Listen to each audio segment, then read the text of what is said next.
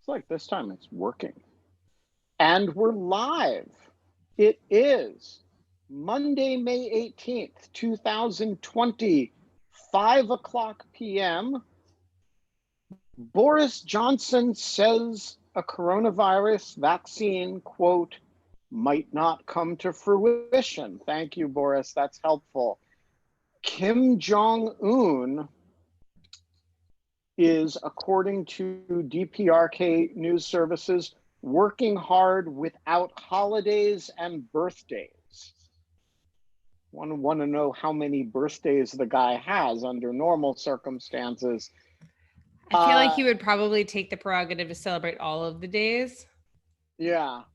You know, the murder hornets are creeping. Well, I actually have a funny murder hornet thing. Apparently, murder hornet the murder hornet news that I found was that there is a SWAT, that the Michigan police have stated they have a SWAT operation out on murder hornets. Hi, Thyra. Hi. So nice to have you here. Oh, I did not look in a mirror and I didn't brush my hair, but that's okay. That's okay. Sorry, I didn't hear you. No, I blinked out. You said State Police say they have a SWAT operation? Yeah, the Michigan State Police, they have a SWAT operation out on murder hornets. They were like or a sting operation. What does that even mean?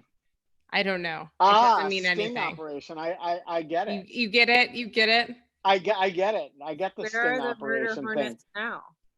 The murder hornets. So have you been following the murder hornet news? I have not, because it's like too much. We decided to lean into the murder hornet news and make it so we started this show 53 days ago. And the news broke while we were in like the second day or something that like Boris Johnson was in the hospital with coronavirus. And then Boris Johnson became the metric in which we measured everything for like the rest of the show. And then we added murder hornets in when they like became, but anyways, you don't have to worry. Murder hornets aren't going to find their way here to the East Coast for a long, long time. Not yet. Yeah. But they're coming.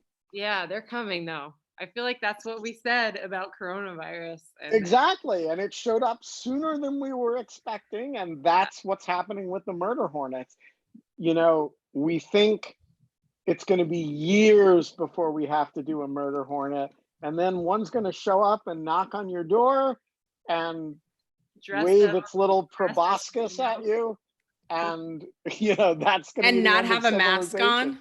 It's not going to be wearing a mask. We're not allowed to have fun anymore. But in lieu of fun, we have Thyra Heder. Hello. Hello. Kate, why don't you introduce Thyra? Yeah, Thyra is someone that I went to college with and was like, I don't know if I would say that we were friends so much as like I admired you greatly from afar. We were friend adjacent. We were friend adjacent. We had many friends in common. And like I followed you over social media as everything happened and like have loved your books and like the rise of your career as an illustrator and a writer. And I think it's brilliant and your art is absolutely beautiful. And as you reminded me over, I was like, am I misremembering? I was like, I don't remember you being like an on paper illustrator in college. And like, you were like, no, I wasn't. Like I was like film and video and stuff. Yeah. And so kind of, I want to talk about that today and your books. If you want to show us some pictures and just like, tell us about what you're up to. And like, you're just kind of an interesting, fun person. And also I love whatever space that you're in right now. I was going to say, this is the perfect way to introduce myself to people because this is actually not my studio. It's my parents' studio. So it like really lets people know where I'm coming from. This is so great. I was laughing that I set up right in front of the flammable. Yeah, no, I think the flammable stay away sign is a good that's a good look for you. I was reading your bio to introduce you from your website and you were like, grew up in a family of artists in Cambridge. And I was like, gotta ask her about that. So actually I should probably show, this was my mom's sculpture studio when I was growing up. Oh, and, wow. It has this massive disco ball collection.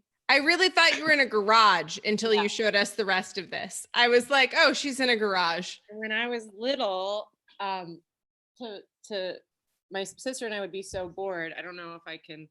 There's these rings that are attached to the ceiling on these chains that we would play on rings, or we would climb this rope. And that was the activity that we were doing while she was working. And what does play on rings mean? And how little were you? And how many broken bones did it involve? No broken bones. No broken bones. Okay. I believe this. Oh, I see the rings. Oh, that actually seems very fun. Can you I'm not can even you gonna still do a loop to loop? I bet you could. You can swing. You can swing from the second level. It's really dangerous, but you can do a lot of cool stuff. Yeah. So second level. It's like a torture dungeon that I'm in right now. It's pretty awesome, actually. No, it's amazing. It's like you were my kind of kid. I was like such a monkey bars kid. Yeah. And yeah, exactly. Like that. Yeah. It's perfect. So my mom is a sculptor and my dad's an architect, and they work together doing large scale public art. So that was my childhood. And I did transfer from art school to Brown. So you did? Yeah, I went to fine art school for 1 year, but more as a, like, what the hell am I doing? I didn't get into anywhere I wanted to get into. Like, maybe I'll apply to art school. It was sort of like a accidental thing I fell into. But yeah, so now I make kids books, which is crazy. And my mom actually has all my books, of course. She has like 30 of each. So they're all here. These are all my books. Ben, have you seen my books? These are amazing. They're I've really never seen your books beautiful. because my kids are older. Ah, right. And So so you want picture books? well, they're 18 and 22. So so it's like, I'm really aware of the people who were making picture books 15, 16 years ago, Yeah. and less aware of the people who are making them now. Yeah. Well, it's funny because when I first started making, this was my first one. And when I was trying to, it's like very popular. It's well, among the people we know. I mean, yes, but I feel like I hear about it, like actually, like, and I've seen it at my friends' bookshelves that don't know you. So there's like, cool. Yeah. So how did you get into drawing picture books? Yeah. So I just want to show you the back of this. Very much looks like my parents' studio. So that's really cute. Yeah, I like that. But there's no sign flammable liquids. Stay the fuck away. And then there's a big disco ball on this one. So. Oh, that's nice. Oh, that's kind of cute. That's really cool. Yeah, all my books are sort of based in my life. In this one, this one got water damage, but this one has my dog. That's your dog. My dog's right here. So, that's awesome. So how did I get into books? So I studied film theory at Brown, which my dad called a bunch of bullshit, but it was my favorite. It's okay. My parents said that about neuroscience, if it makes you feel any better.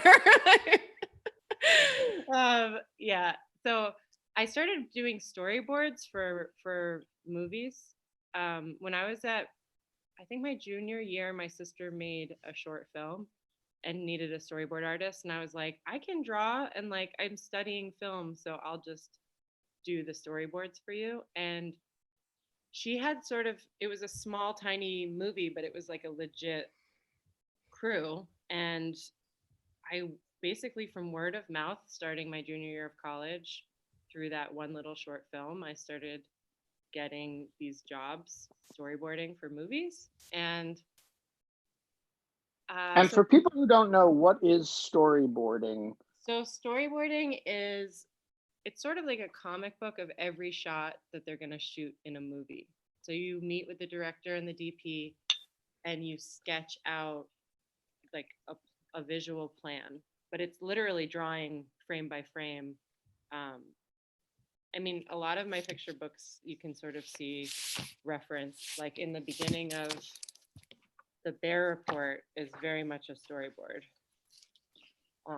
Yeah, I actually remember looking at that and thinking that that was like either graphic novel or storyboard-ish. Yeah, I definitely. I don't really know the difference, to be honest. Well, so graphic novel is like you're creating the actual visual document that will be the piece of art, where storyboards are more like you're sort of a tool, and like nobody, unless you're working on Star Wars and you're really getting to like visualize what something someone's never seen before is going to look like. A lot of them are like not very good drawings. So they're just like getting the angle, you know that the car's zooming this way and the hand is like, it's much more about being a translator for the where whole. the camera is supposed to be. Yeah. But I still storyboard. I'm in the union as a storyboard artist. And I was just on the Sesame Street movie before before COVID shut it down. And that was so exciting because like to get to visualize Big Bird doing stuff is like so fun. How is he in person? Did you meet him? Yeah. And you know what is so embarrassing? It actually took me multiple times talking to him to really have my little kid brain understand that Big Bird was this man. Like I still was like a little kid where I was like, there's this guy who says he's Big Bird, but then there's also like a real Big Bird. Like there was something about it that I couldn't, even though I was an adult talking to him, I just like. No, you would never, I mean, I could handle Big Bird, but you will never convince me that Cookie Monster isn't real. And I mean, that's when I was drawing, so I would be drawing. That's just a real thing. I would draw Big Bird, and they would say, "Well, actually, like Matt is going to have to. He's right-handed, so he can't be on that side of the room." And I was like, "What? Oh, right, because I'm drawing a puppet. I'm drawing a person inside a puppet, so we have to design the shot." Because he's a real person. And oh my God, that's actually completely crazy to me. I can't imagine having to like kind of hold both those things in my brain at the same time. Yeah, because Big Bird is ambidextrous. I mean, yeah, and has 3 fingers. Like it's just, like handed. Let's be real. Like, what does that even mean? You know how Big Bird works? He has one hand up here, and one hand is one hand, and then if he ever uses 2 hands, another person has to be the hand. Oh, he's like. I think I like distantly knew that, but that's like makes perfect sense. Yeah. Doesn't that guy get like have all types of like weird asymmetric back pain? I'm sure. I should. Sorry, not to like be weird about it. But like, if I just sit here at my computer like this and I'm miserable, and like if I was like this, I just feel like I would go nuts. Well, he's while you're demystifying Big Bird. Oh yeah. You know, destroying all of our childhood illusions. Is the person who operates Big Bird the same person who does the voice of Big Bird? Yeah. Oh, that's good. So at least it's one human being who's destroying our illusions rather than a team of them. Yeah. Well, what's interesting is that he also does, I think he does Kermit. And really? And he does the Count, and he does like multiple voices. I should know this better, but I hope he gets paid separately for each in the union. That would be really messed up if they were like, it's just one guy doing a bunch of different voices. Wouldn't that be the worst? Like you're massively talented, penalized. Like that's just. All right, so you started doing storyboarding. Sorry, yes, I'm the worst. Sorry, let's go back. This is how this show goes. Away from the Big Bird story and back to the Thyra story. Yeah, so I started doing storyboards, and when you do storyboards for a movie, it can be like 1,000 drawings, and it's like this big stack of paper because I wasn't using my computer then. And you sort of are done and you feel so proud of yourself because you've done it in like 2 weeks or something ridiculous. And then you're just like, okay. And then you just like throw them away. I mean, you don't throw them away, you put them in a box, but like you never look at them again. And I started to feel really, I don't know, like that wasn't going to be enough, because like nobody knows that I did those drawings. And Super existential. yeah, it was also this weird feeling of like, I knew I wanted to like tell stories, but I wasn't able to get my own work done. But then I would do 1,000 drawings in 2.5 weeks for someone else. And it was just like, this is so weird. I can be super productive and then I can't get anything done. So I got the idea. I knew I needed like one. The first one's your Alfie book, right? No, this one's the first one. Fraidyzoo is the first one. Okay. And Alfie was second? Nope. The Bear Report was second. Oh, I really thought that Alfie was like one of your first two. Okay. Sorry. Misremembered. No. And then Alfie was third. Awesome. And then the most recent one is How Do You Dance? Awesome. So yeah, this was like, I got the idea for this, and I was just in a moment in my life where I was just like, I'm going to finish this goal and it's going to have my name on it. It's probably the first time I ever set like a really like, I don't know, like I was like, it's going to have my name on it. It's going to be in stores, and like, I'm not going to have 1,000 drawings that I just throw away in the trash. Totally. So that's like sort of how I started. And I had to go through the whole process of like getting rejected by 1 million agents and changing it 1 million times. But the original idea for this, so this is, Ben, you haven't seen this book, right? Right. Oh, it's called Fraidyzoo. And it's about this family, and the kid, the smallest kid named Little T, is afraid of going to the zoo. And her big sister isn't. And so her family starts guessing what she's afraid of by dressing up, and they start to use objects in the house. And is the idea to taunt her, or is the idea to guess? No, it's very much like, And to like draw her out. Yeah, it's to draw her out. It's sort of like maybe what my parents wouldn't have done. My parents would have been like, we're going to the zoo anyway. Shut the fuck up, Thyra. So the big sister is obviously super frustrated, but then they're like, no, we won't go until we figure it out. Let's take a guess. So they're a lot more patient than my real family. But so the costumes track the alphabet, but the alphabet, you never get the answer per page. So it's just like, is it tall? Is it very tall? Is it a hi he he he he? Does it live in the tropics or gloop through the ocean? Does it hop with a pocket? Does it roar? So it's all family, like the family in the house. And then they get bigger and bigger and bigger. I love it. Oh my God. I forgot that illustration. It's so cool. But you can tell, like, it's definitely, people are like, how did you come up with like these costumes? And it's like very connected to how my, like what my family was like sort of when I was younger. Like you would sort of, the whole family would just get really excited about a project and our whole house would go to chaos. So. And do you have an older sister, or are you the older sister? No, I have an older sister, and I feel like I should share my screen to show you guys something. Okay, do it. So how do I do it? You click on share screen. Okay. Share. So this is my How Do You Dance, but I'm just gonna go up. So cool.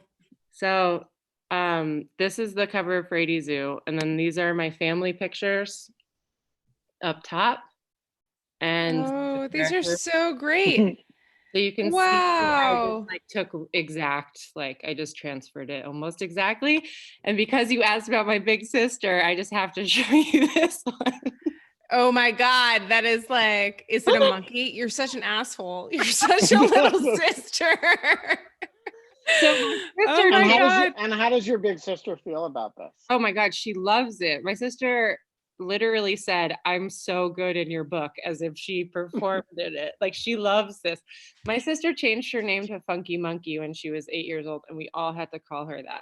Like, that was her name. And what is she up to now? She's a filmmaker. So she's a writer and director of movies. It is so much like your own life. That's amazing. Yeah, it's just like amazing. My old child. Look, like even the background of like the yellow like clouds on the wall. Yeah. So all my books are sort of, they're not like autobiographical, but I love to like use pieces of my real life. And I think for Fraidyzoo, I used the most real, like I used direct rooms in my house, So Yeah.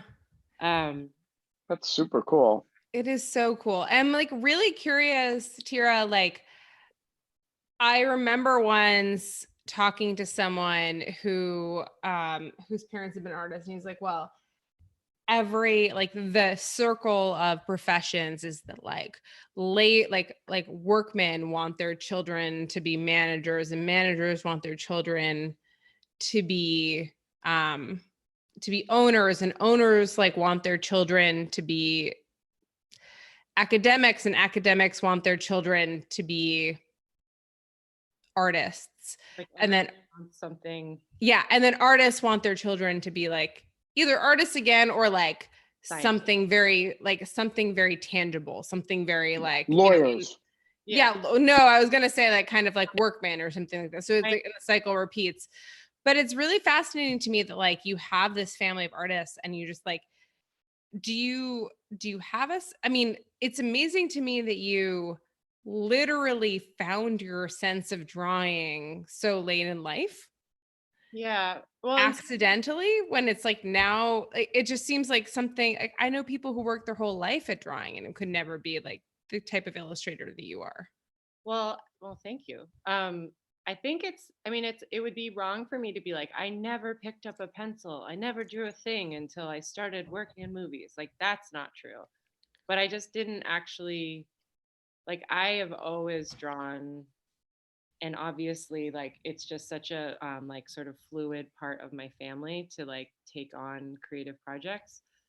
But I did feel a lot of pressure growing up, like a really strong awareness of like what it meant to be a good artist, and like that was not what I was. Like I had this really clear definition of like something. I basically had like criticism too early about what it was to be good at it, so then I didn't actually let myself enjoy it that much, or I felt really nervous about it revealing that I wasn't very good at it. If you decided not to become an artist, what do you think your parents would have kind of like done? Oh, they would probably be relieved. I mean, it's like the financial up and down stress that I have lived in for the last like 15 years. I'm sure they would have been like relieved to know that I had health insurance and like Yeah, let's talk about that actually. Yeah. I think it's a really, I'm a professional writer, but I'm a professional writer who's based at a think tank, right? Which covers all the risk. Yeah. Right. And I spent a part of my early career as a freelance writer, and that's a tough business. So like, what is your where does your income come from? What is like, what's and your union? I mean, I think that's kind of interesting. And sorry, not to stress you out with like the hard questions. I love talking about this to people, and actually I have spoken to students about this, and like sometimes when people ask me really blunt questions about it, I'm like, good, because you need to know. I'm so glad that you're willing to talk about it. It's huge. Like women in particular like trend towards like, especially at Brown when I was there, and this is one of the last things that I did while it was my senior year, but like I was like, I'm going to go into writing, but like, why did I never have even access to any of these like high flying financial things? Not that I wanted them, but like, I never even knew that they were happening. They were happening. All of these interviews were happening at like Sigma Chi or like whatever else. Like, yeah. Well, it's like, so with storyboarding, what was interesting about storyboarding is I wasn't in the union until this year. So I've been storyboarding for 15 years, not in the union. Because I had asked people, and in the beginning it was a different union, and it just didn't seem to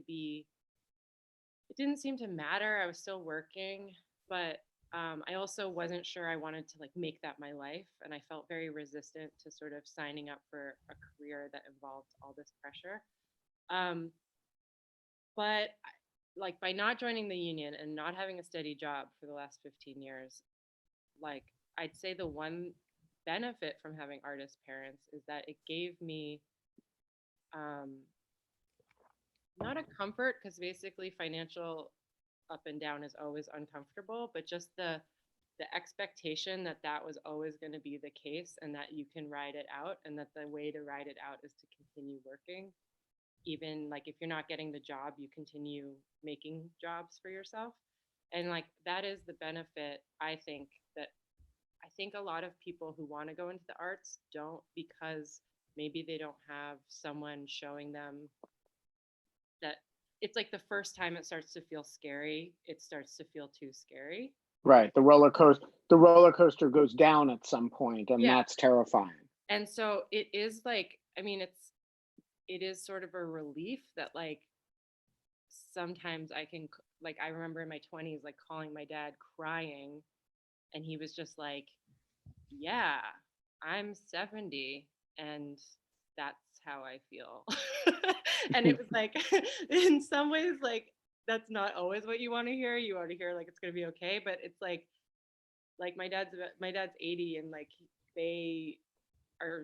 they're still doing a proposal for a project right now and still having the same anxieties that I go through every single time. So it's I had a map for it, but then it's like, yeah, I would say that a lot of people want to make kids books, and a lot of people tell me that they want to make kids books, or they show me their kids books and they say they want to get into it.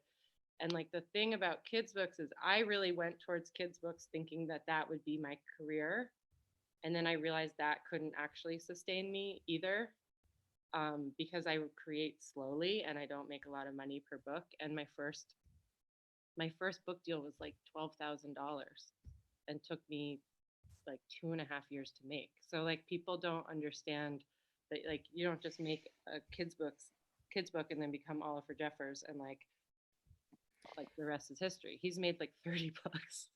So I will also say though that your books are like I think that they're like spectacularly drawn, and like you're only at the beginning, and like they're going to like they're already kind of very taken up, and I think that they have like an individuality that I think stands out with them, and like it's brilliant, and there's like a visceralness, and maybe it comes from the fact that like you're kind of writing from your own personal like history. yeah, well, they do take me a really long time. My agent is always just like, man, why can't, like, we always laugh about it because he's like, you only write books that are like currently happening in your brain, like are a part of my life. And it means that I can't just like whip out something fast because it's like some emotional problem I'm actually going through that I'm trying to like tell kids about. And the reason why, I mean, I am not like very down on, but the reason I joined the union, sorry, is to have a little bit of stability, to be like, okay, I'm going to have health insurance. I'm going to have a retirement plan. Cause I think finally I was a little bit like, I gotta get some stability. And then COVID happened. So we'll see. But Oh, is that recently that you joined the union? Oh my God. I finally joined this summer. So, but it's kind of nice to just like have a union, like, yeah, giving you information about this stuff. So we have a question from Christopher. Yeah. Christopher, the floor is yours. Yeah, hi, good evening, because I'm calling from Germany. I would like to know, I didn't know your work before this show. Oh. And I have a question that is a bit linked to the film theory background that you alluded to in the beginning. I mean, since the 60s, one could say that the structure of movies has really evolved. You can start with the end of the story in the beginning of the film, for example. And people know these things are totally free to do. Do you think that in children's books, there are still a lot of conventions concerning the narrative? And do you think maybe it's time to break them up a bit? Oh, I love this question. We get really good questions. So, I love talking about this. First of all, I will say that I am still obsessed with making movies. And for me, I have this very like high, I have the thing that I love about making a picture book is it's sort of like, in my mind, it's the first literary experience that you can create for a kid, but for me, it's also the first cinematic experience that you can create for a kid because it's visual and it's like happening often in this like nighttime ritual where it's like quiet time and they're focusing in on this story. And I personally have a very cinematic approach, even though I don't necessarily have a cinematic style of drawing. I'm trying to create books that have even subtly within them have a narrative structure and have the emotional arc of movies. I think if you look at a lot of like books from the 60s, picture books from like an older era, seem much more connected to other forms of fine art. And I think right now, sometimes I don't want to say it as if I don't like this trend because I do like this trend, but there is a form of picture book that I see happening right now that gets a little bit too graphic for my own taste. Like it becomes too much about a visual and sort of loses the focus that about what a kid actually wants to connect with. So this isn't quite answering your question. I'm sort of just like riffing on it a little bit. But for me, the form of the picture book that I loved in the 60s is sort of an older approach where it's like kids will pay attention to this. Like we can sort of take longer to explain something, or we can draw it out a little bit because it's sort of like more of an experience. And now there's a much more, it just has to do with people having maybe like faster attention spans, or they want like sort of an easier answer. And I'm not actually trying to like diss. There's a lot of books that do it really successfully, like make these graphic, sort of snappy, like what is it? The Watermelon Seed is like one of my favorite books that's super graphic, super snappy, very funny. And that's one that does it really successfully. But I find a lot of books now are like sort of too interested in what it feels like to pick up in the store and look at very quickly and buy, but don't actually withstand reading over and over and over again because they're sort of just this. And I'm kind of curious, like how you developed this sense besides like kind of your innate in touchness with like being a kid or like your family and everything else, like how you developed a sense of what you thought like, and I think you nail it, like how you developed a sense of like what kids wanted to read. Because I hated those books, by the way. Like I really actually have like a very strong memory of like accidentally checking out, like we had a limit on library books. I was allowed to check out 10 library books at a time. And like, I would just stack up these like Steg, and like I just remember all of like the various kind of like books, like all of these books that I would kind of stack up, and then I would like get some crappy book that was just pictures, and I was like, fuck this shit. Like I want a narrative. Like I wanted to read something. I wanted a story. And like oh man, this brings up such an interesting issue. Answer Kate's question, and then I'm gonna follow up on it. Wait, what exactly is your question, Kate? Well, my question is like, I think that you're tapping in on something. Like I think most kids, there were these, and my mom loved those books. Like she was like, oh, those books, like they're so beautiful. The art is so beautiful. Like in those, and I'm like, this is so boring. Like this is just like a bunch of cutout paper or what. I just have this I can't remember what the book was, but I have this strong memory of this book that was like clearly kind of like just paper collage, like, and it was like a Very Hungry Caterpillar. You're talking about well, maybe, but that's so young. Like that wasn't that one. But anyways, like it was kind of like that. And I was just like, no, this is, and she's like, it's a beautiful story. And I was like, whatever. This is boring. Well, okay. So I don't know if I necessarily have articulated this out loud before. So I'm sort of feeling my way in the dark. But I guess I do have like certain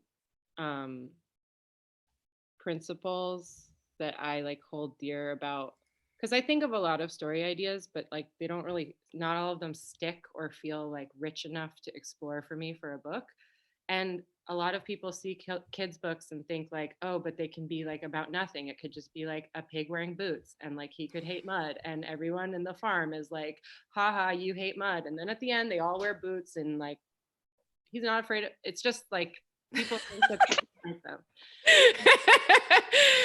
For me, it's like there has to be a certain amount of layers for me to be interested in making it, for parents to be interested in reading it, and for kids to sort of get hooked in it. And I think I have like, I do want them all to say something, but I don't ever want to tell the kid what I'm saying. Like, I'm not like, I'm making a book about climate change.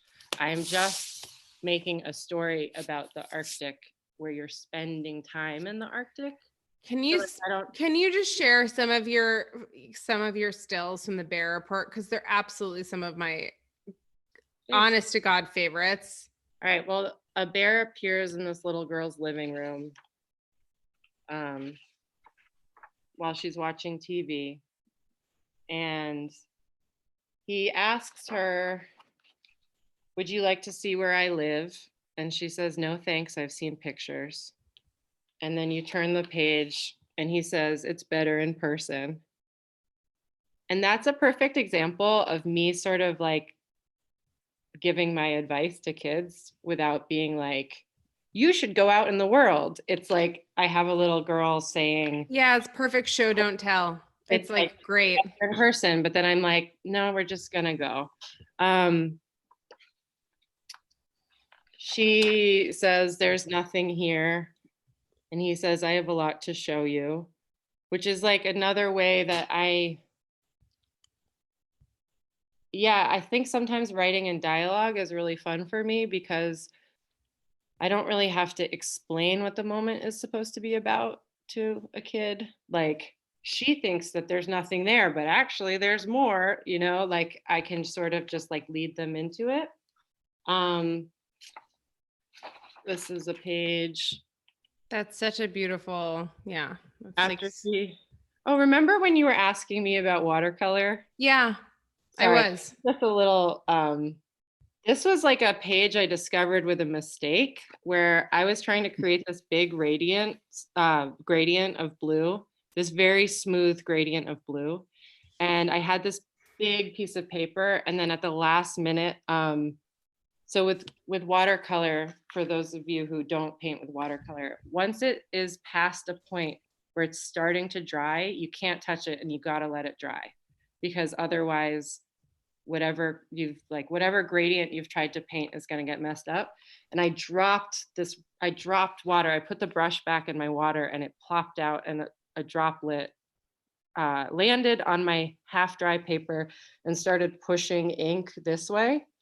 And I was like, fuck, because I had just spent so long trying to create this gradient. And then I was like, oh my God. And I started like dumping water and adding paint. And so the paint and the water started pushing back down into the gradient. And that was literally not a plan and was not something I knew how to do. That is such a great story, Thyra. It was just like, oh, watercolor is helping me out. It's looking like ice by itself. Like I can just, because I was telling you, I was like, sometimes I just have to be like, oh wait, it had a better idea than me. Don't mess it up. That's amazing. I love that the watercolor like led you to that amazing drawing. Well, it sounds very poetic. It is, but like I kind of get how it's like a fuck story. Yeah. So this is a page that I'm gonna share my screen again just so you guys see some stuff. Where is it? So I went to Iceland for my 30th birthday and I walked on a glacier. I remember those from social media. I was like very terrified of walking on this glacier, and I had this amazing guide. And I basically turned like the walk on the glacier into the glacier page. So I just turned him into the bear. And after I got back from that walk, I like rewrote the whole book because I was like, oh, it's about curiosity. It's about not being interested until you're actually in a place seeing the real stuff. And then the book clicked for me. I love how much, by the way, like I feel like people do not understand. And I think so many people, as you have said, like want to write children's books and do not understand that like children see through everything and that they are actually like much more sophisticated than anyone gives them credit for and enjoy sophistication. Yeah. Well, I think there's a lot of problems. There's a lot of stuff where like, I don't have kids, so I get the benefit of just being like observing, but not, and I have nieces and nephews. So, but kids know when you're telling them something like specifically for them, but they also are paying much more attention to what you're actually doing. So I think that for me, I'm trying to make books that aren't telling kids anything, but are just trying to show them stuff. So like and even if it's like a little confusing, like for Alfie, sorry, I feel like I'm not answering anyone's questions fully, but no. I don't know if I'm leaving things open. So for Alfie, I don't know if you guys have read Alfie. Have you read Alfie, Kate? Yeah, I mean, because I also have a turtle, or I used to. Oh my God, my 35-year-old turtle's upstairs. Well, you have like, is it a turtle or a tortoise? It's a turtle. Okay. So also I have a turtle. It was 15 and I just gave him up because I like couldn't keep him anymore. But yeah, so I did read Alfie. Okay. But yeah. Ben, I'll show you. So Alfie, this literally was left outside. So that's why it looks like this, but this book. So it starts with this little girl and she says, on my 6th birthday, I got Alfie. The lady at the store said he looked about 6'2". We were 6 together. And we follow as she tries to play with him and introduce him and play him songs and tell him jokes. And then she's like, eventually I forgot about him because he didn't do that much. And then she says, until the morning of my 7th birthday, when he disappeared. And then when you turn the page. Did this actually happen to you? Oh, wow. That is such a stark image. It actually I'd happened to forgotten me, that. but it wasn't a turtle. It was a snake. Really? So it goes back after that page turn and it says, when I first saw Nia, I knew she was special. And it starts telling the story again from the turtle's perspective. Oh. But it never says like, the book never says like, and now we've switched perspectives or like, who's talking now? It just starts. She told me that I was 6'2" and she was, that I was 6 and she was 6'2". I had never been 6 before, but was happy we were 6 together. And you see all the same scenes from his perspective. It's like a book about empathy. Yeah. And this is my point, is I was trying to create a book about empathy without telling kids it was important to be empathetic. It was just like guiding kids. It's beautiful. It's really artfully, beautifully done, Thyra. It's like brilliant. Yeah. So like there's moments where she's like, he didn't get any of my jokes. And then you turn to him and it says, she made me laugh and laugh and laugh and laugh.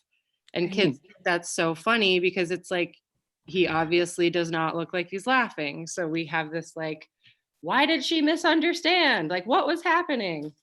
So that's sort of like when you were asking, how do I know what kids like? I guess I don't. It's just, I know what I like. Yeah. But you also are in touch with your kind of inner child and you remember it really well, I think. Yeah. But I also think that oftentimes when people write kids books, they write what they think a kid's book sounds like. I think this is true about a lot of writing. Like if you write what something is supposed to sound like, you end up writing like the dumbest version of that thing rather than trying to write like an opinion, like an actual opinion or an actual, like, you know, so. No, that's so true. So this brings me to my question. Perfect. No writer has ever taken children's intellect more seriously. Whatever we say about him, Now, yeah, he was a racist, he was an imperialist, he was all kinds of terrible things. But Rudyard Kipling took children's intellect seriously. And I think the greatest piece of children's literature ever written is the Just So stories. Which I grew up reading for sure. And which you remember vividly, right? The trunk getting pulled. The trunk. Oh my God, that is like such a story. Like that is so vivid. Green, greasy Limpopo River, all set about with fever trees. Yeah. There are these phrases from it. It's the greatest prose that has ever been written. That also sets up Dr. Seuss and Roald Dahl and like a number of other people. Here's the amazing thing about it. There is no great illustrated edition of it. And my question is why? Because Thyra hasn't gotten there yet. So one hypothesis is that the prose is so rich that it actually doesn't need it. I do think that's probably true, actually. That it's something about the language of it. These were told stories to his daughter that he wrote down after she died. And his niece once wrote that reading them is a pale comparison to listening to Uncle Rudyard tell these stories.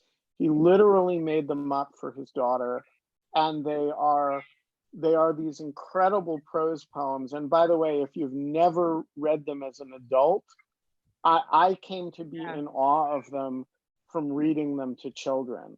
They mesmerize all children. And and so one possibility is that they're just so vivid that they actually defy illustration. But one possibility, and this is the one I'm increasingly tempted by the more I listen to you, is that the reason is that they are, there's so much going on in them that they are hard to storyboard, that they're actually like, which angle would you look at it from? Which, each 3 sentences contains so many different images that it would be kind of sensory overload to try to visualize it. And so the point is, from an illustrator point of view, it's really frickin' hard.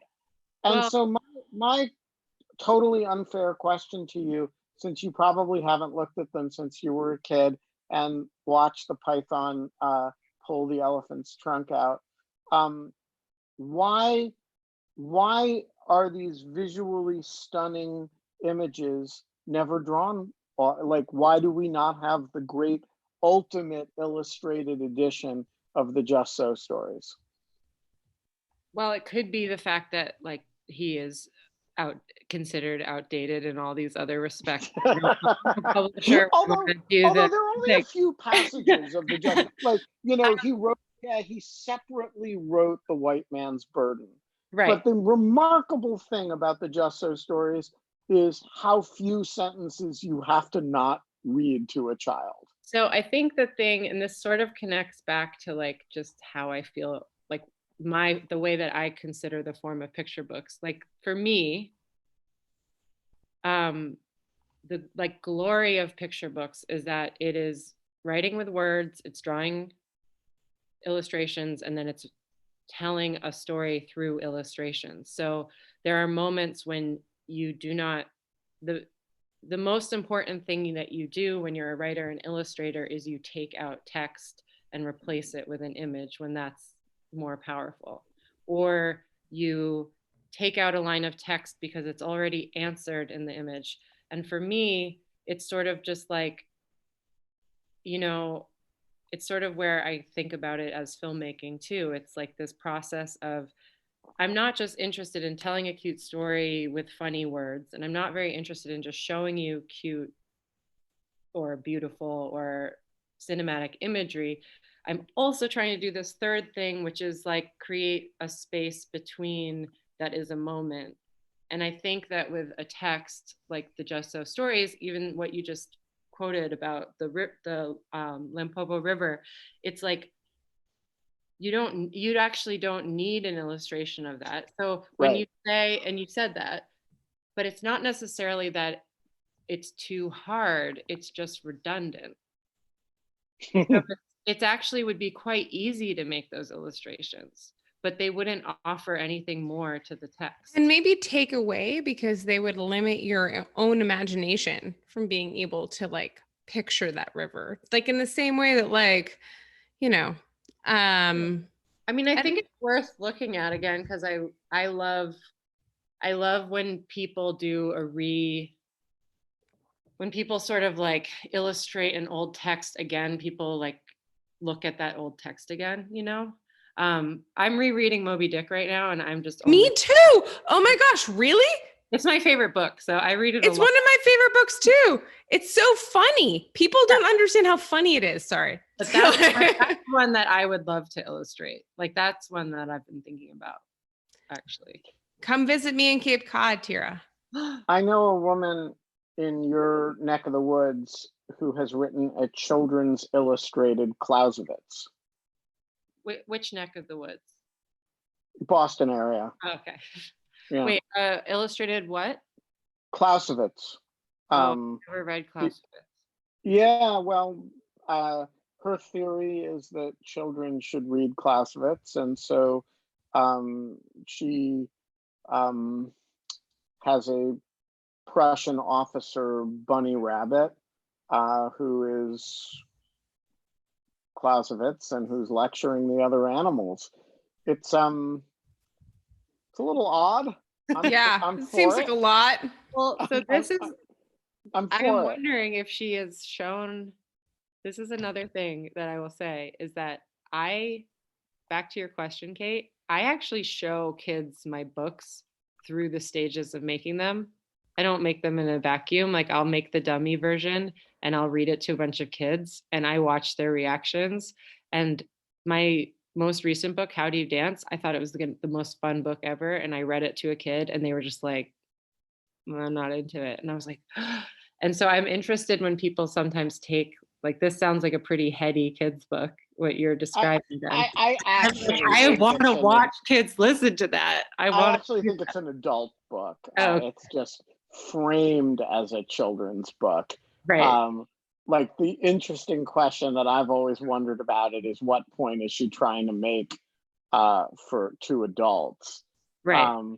But I mean, she has a web page for it. I'll share it.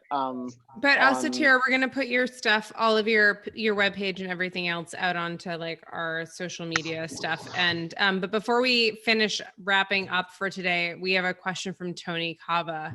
Tony, you have the floor. Wow, thank you for having me. And Thyra, your stuff's beautiful. I had a question about who else you might be influenced by, and if there's a couple children's books, writers, illustrators that you're familiar with and maybe are influenced by. There's a guy named John Klassen out of Canada. And yeah, I Want My Hat Back is just amazing. I love his books because they have unhappy endings. Not to be a spoiler. I don't know what that says about you, man. He has a very dark. I love children's books with unhappy endings. Oh, Tony yeah, Cava. Exactly. That's like all of the grim. That's like all of like the grim, like. Yeah, the bear eats the rabbit at the end of the book. And, there's another. We came across this Japanese illustrator from the 70s named Yutaka Sugita, who does these incredibly intense, incredibly saturated paintings in his books. There's very little text, but the paintings, I mean, the ink, it's probably toxic as heck. And there's just one more person I wanted to mention that maybe you're familiar with is J. Otto Seibold. He's another one of my favorites. Oh, I gotta write that down. And he did a book called Penguin Dreams. It's about a penguin who dreams to fly. And at the end of the book, he gets thrown in the ocean and realizes he could fly all the time, just in water rather than air. like that idea. And his books are really poignant. And I think he does all his work in Illustrator. So it's maybe a little bit of a different process than Yeah. what you've been showing. But anyway, this has been great, you guys. This is awesome. Just so you know. Tony. Thanks, Tony. You're welcome. So I should say that this reminded me something that, no, I'll just answer this question. So I was influenced, it's funny, I have my favorites, but when I really look at who my influences are, they're sometimes different from who I thought were my favorites. So Robert McCloskey, when I was little, he did Make Way for Ducklings and One Morning in Maine, Time of Wonder. He painted in like the 40s, 50s, 60s. And he lived until really recently. Yeah. I wrote an obit for him for the Washington Post really? when I was writing editorials there. I wasn't really aware of how much, I always loved his books. I don't think I was really aware that they were having that much impact on me until I was making my books. And I realized specificity was my favorite thing about his books because I grew up, sorry, the train is going to go by. It's going to get really loud for a second. I don't know if you can hear it, but so I grew up going to Maine every summer, and his detailing was just, you knew he was drawing the real thing. You knew he was drawing an actual outboard motor because you had seen that motor. You knew that he was drawing the enamelware cup because you had actually seen that enamelware cup at a cottage in Maine. And I think that like all my books have. But that's what your books do. You know that, right? Like the disco ball is the disco ball in your mom's house. Like the table is the table in your parents' kitchen. The wall is the wall in your parents' kitchen. So like all these objects, it's like The Joy of Cooking is one of the books, and there's a New Yorker, and like there's real, you can go that deep. And even though it's like a Poland Springs water bottle, so even though kids might not necessarily have that in their house, they've seen it before. And there was something about that I was doing this fantasy of creating this huge costume, but if I was using objects that like they had seen a Barilla pasta box, it like connected it to their real space maybe, and that would inspire them. So Robert McCloskey, I think, was a huge influence on me. Also, he has the best ending of any book ever, which is just clam chowder for lunch. Chowder for lunch. Just like clam chowder for lunch. We haven't talked about it all book, but yeah. No. I knew exactly where you were going with that. I love that. Maybe that should be our new sign-off bit. Our new battle cry. It kind of comes off as because they've gotten the spark plug fixed in the boat, and they've gotten he clearly they had a cleanliness thing going in that family, where the idea that the younger daughter can only have vanilla ice cream because of this possible chocolate stains on the. And so they've gotten all their business done, and they're cruising across the bay, and they have this like battle cry of clam chowder for lunch. And it is, I agree with you. It's pretty awesome. I wish I had this slide up to show you guys, but in One Morning in Maine, there's a scene at the table that is my favorite drawing of any book. It's always lived in my brain. And there's a cat under the table licking up spilled milk. And there's I remember that table. And so this was like my my secret ode to that, because I was using the real kitchen that I grew up in. So that was my secret ode. And then in A Time of Wonder, in Robert McCloskey's one of his daughters, and it's painted in acrylic. It's like a little bit different. He has this amazing image where the water is yellow. And I wish I had the split screen to show you guys, but this page in that was that my. Oh, wow. ode I to love this so much. This is your use of light and watercolor are just spectacular in Bear Report. It's Thanks. absolutely like a stunning visual scene. I stole it from Robert Mikowski. Yeah. Well, all I'll of the tell him best that things and he'll are come stolen- seeking royalties. Stolen, Yeah. and he's dead. So- Stolen and iterated. Yeah. Um, I think that might be, I could go off other people, and I will say John Klassen is a friend of mine. I really enjoy his work. But the more books I make, I've now made 4, the more I just am like seeing this influence of this author that I liked, but like somehow was really embedded. But you're great at it, Thyra, and I hope that you keep it up. And thank you so much for Yeah, coming on and thanks for talking to having me. us. This has been so fun. I mean, I just feel like Super it's been a fun. very smart and sprawling conversation. It didn't confine itself to children's books or children's books, I felt me like I making you never- talk in a children's book voice or something. Yeah, I felt like I never finished a full thought, but I hope people found this interesting. No, it was amazing. Super interesting, super fun. So, who are we choosing for our sign off today? That's up to you, Ben. I think it is going to be Stephanie Wollos. Stephanie Wollos, you have the sign off today. What should everyone take away? If she's there. No. You have to unmute yourself. There you go. Hi. Oh my gosh. Hi. Hi. So I want to say thank you so much for this amazing conversation. And I'm not sure what your standard takeaway would be. I do want to interject for a moment that your Fraidy Cat book is not only wonderful, but at Amazon, it's listed as having been published in hardcover in 1901. So you look great. You look really good, Thyra. You've been going at it from 1901. You're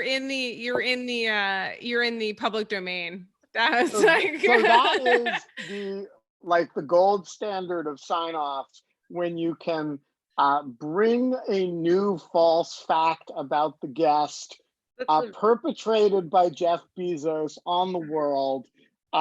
Stephanie Wollos, kudos. It was beautiful, actually.